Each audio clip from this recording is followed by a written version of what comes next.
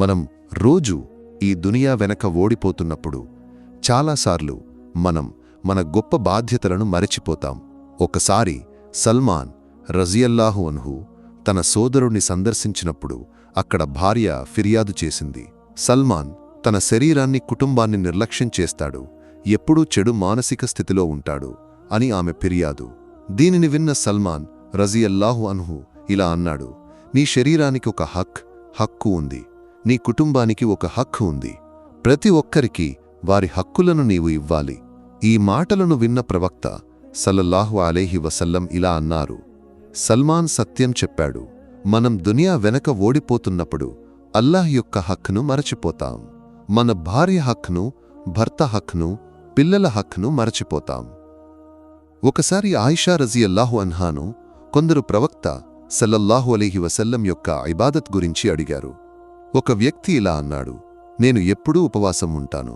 మరొకరు ఇలా అన్నాడు, నేను రాత్రంతా ప్రార్థిస్తాను.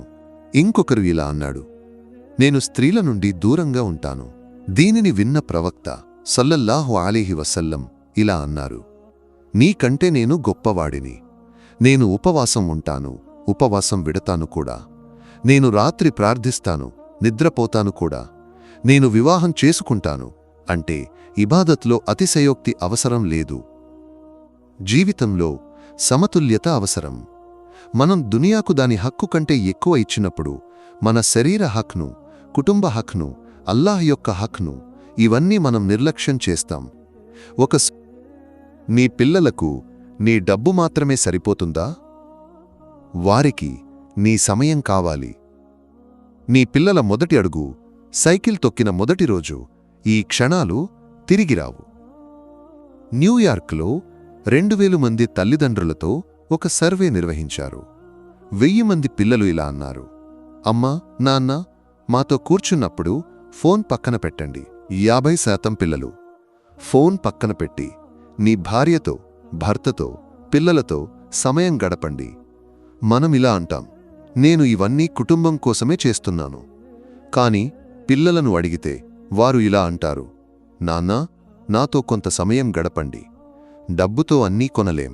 నీ పిల్లల జ్ఞాపకాలు, నీ భార్యతో, భర్తతో గడిపే సమయం, ఇవి డబ్బుతో తిరిగి కొనలేవు.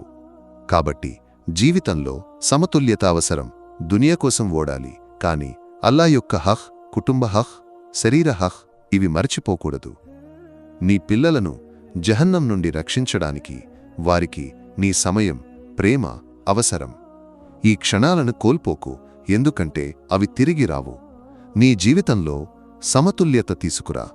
అల్లా యొక్క హక్కును నెరవేర్చు, కుటుంబంతో సమయం గడపు, నీ శరీరాన్ని కాపాడుకో.